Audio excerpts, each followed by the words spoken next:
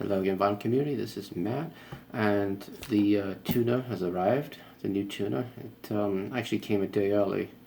Well, kind of. It came a day earlier than the tracking information said it would come. But in reality, this has actually taken almost 3 weeks to arrive, which is kind of a long time. The seller took a long time to ship it.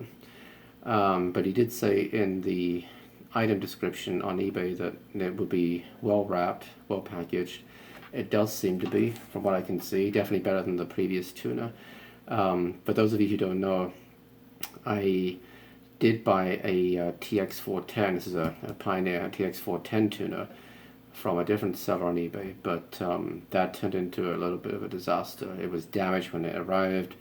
The seller was a real jerk about it. He at first tried to claim that I was lying, that there was no damage.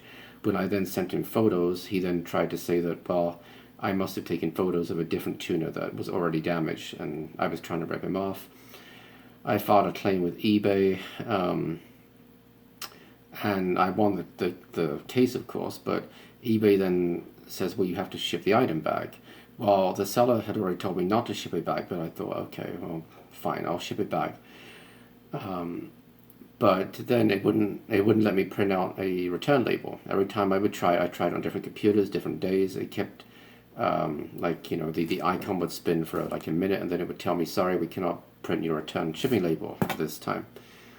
And I needed to print that because I wanted to know, well, am I paying for this shipping? I knew that I shouldn't be, but I wasn't 100% sure. I thought that the seller was supposed to pay for it. But without being able to print the label, I didn't know for sure if it was going to say postage paid or what. And I wasn't prepared to pay $20 or $30 return shipping for an item that only cost me $40. So eventually it just expired, the case expired, and it closed, and so I lost my $40 basically. So that kind of sucks. In the meantime, I ordered this. This is a different model. This is a TX-520. Still analog, although I think it maybe has some kind of, well, not a quartz log, but it has a digital meter to tell you when it's locked onto the signal, as opposed to an analog meter.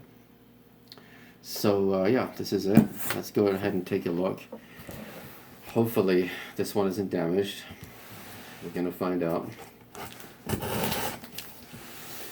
But if everything is good, then this will be pretty much the last piece for my new system. Yeah, I mean, I wouldn't mind replacing the CD player. I'd love to get a Pioneer branded 8-track deck, but I'm not too worried about those. Those can wait for a while.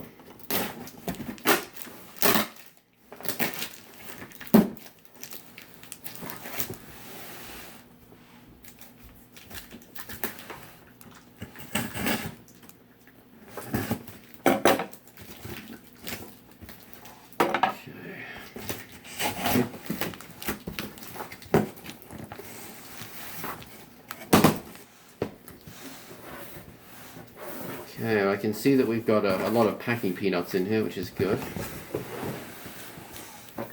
And you know, I guess at the end of the day, I would rather that it takes a week longer than normal, if it means it's well packaged, if it's in good condition. Obviously, that's preferable, right?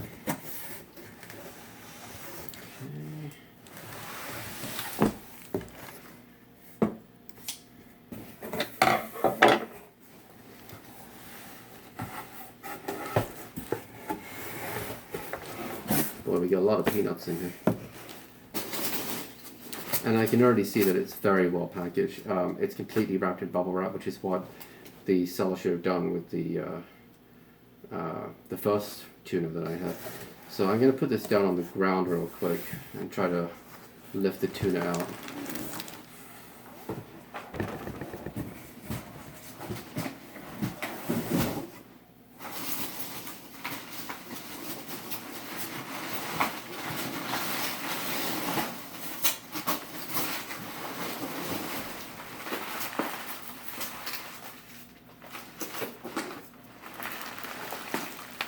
Okay, so this is what I'm talking about, right?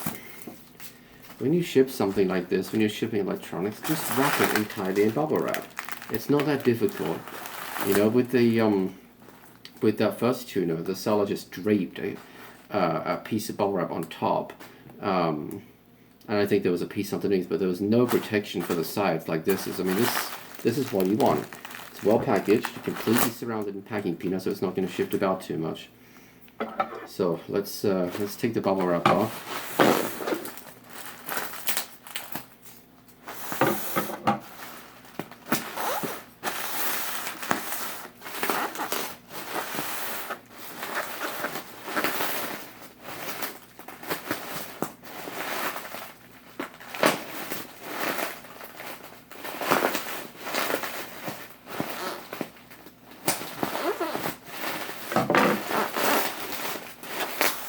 Trying to figure out how this guy wrapped all this around it. It's pretty well taped up.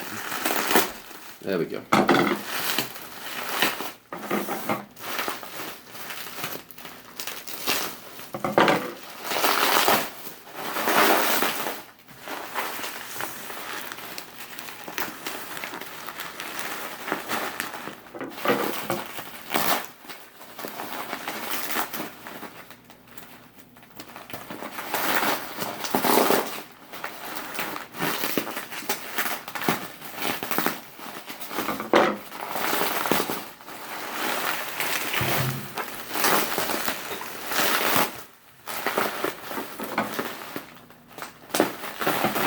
Alright, here we go.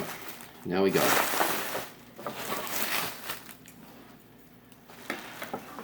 Okay, and from what I can see, it looks good. No obvious damage. In fact, it looks in really nice condition. Let me bring it up here. So that's the TX-520. That was the bubble wrap. And yeah, looks nice. You know, not like the first one where the tuner knob was all destroyed. And yeah, case looks great. The metal face looks great. And yeah, so I'm gonna go plug this in, and hopefully it all lights up, and we'll give it a listen. Well, let's start off with the good news of this. At least it does power up. AM works fine. FM works fine in mono. It does not work in stereo. Neither the sound works and the LEDs don't work. So right now this is on AM or FM mono. Okay, so fine, it's playing. Try to switch it to stereo. Nothing whatsoever. Also, the tuned and stereo lights aren't lighting up either, which I suspect is a related problem. Again, FM works fine. You know, it's picking up AM stuff fine. As soon as we go back to FM, there's just nothing. It'll tell me that it's supposed to be getting a signal, but there's no sound whatsoever. So, honestly, I'm not going to deal with it tonight. And I remember in the auction, seller was like, you know, as is, no returns. And I'm thinking, well, okay, but as is means it works as described, right? And he claimed it was working. So, I don't know. I'm just kind of bummed out about it, because so it's 2 tuners in a row that have been screwed up. This one at least is 75% functional. I mean, it could just be a loose connection. It's probably at least worth me opening it up and having a quick look.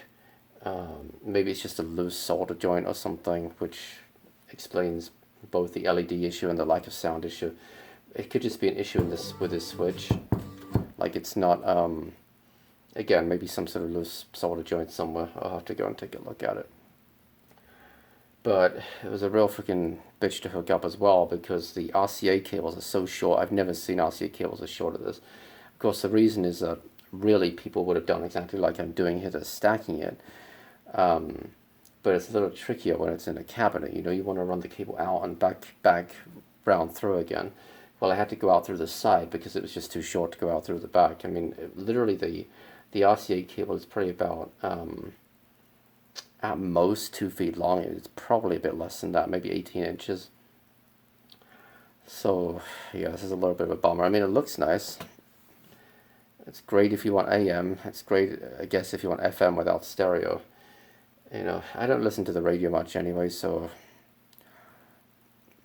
yeah, I don't know. Kind of bummed about it. Okay, well, I do have a little bonus box opening. I got a 7-inch single that came today. This came really quick. This was only mailed on Friday, and it's Monday right now. And this came from Michigan to California, so it's kind of a long way. Let's have a quick look. Knowing my luck, the record's gonna be broken.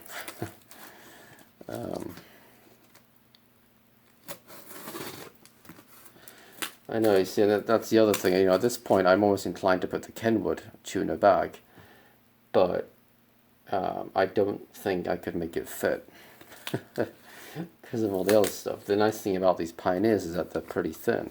They're not too tall. And the Kenwood's probably nearly double the height of that. Yeah. I guess there's something to be said for receivers after all, huh?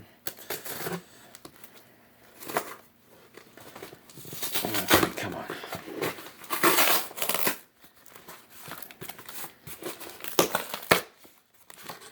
See what we got in here.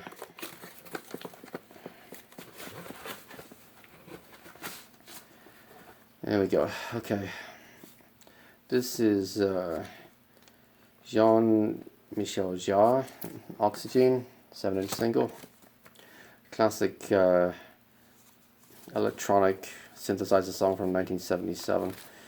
Let's have a quick look at the condition. I always appreciate it when you get a little sleeve with it. See, condition looks good. Looks nice, very nice. So that's something at least. Okay. Alright guys, well, yeah, again, I'm not inclined to do much with this tonight because if I have to open it up, that means I've got to unhook everything, which took like 20 minutes to hook up originally. So, yeah. I mean, I guess it's always buying on Craigslist. It's sort of funny because, yeah, I have had some mixed results on eBay now. This is now the third time I've had an issue with electronics. The other tuner, the issue with the record player last year, although I did get a full refund for that. I don't know. I mean, most of the other stuff came from eBay too, like just about all of it. The CD player, the 8-track, the equalizer, and of course the tape deck and the amp. Those were all eBay's, and those are all fine. So I guess right now I have maybe a 60%, 70% success rate on it, which isn't too great. Yeah, I don't know. Again, kind of a bummer. Kind of a bummer. And I suspect that if I do unhook it all, try to take a look, I don't know what I'm looking for. I'm no electronics expert. I mean, I have a soldering iron, but it doesn't mean anything. It really doesn't. Yeah.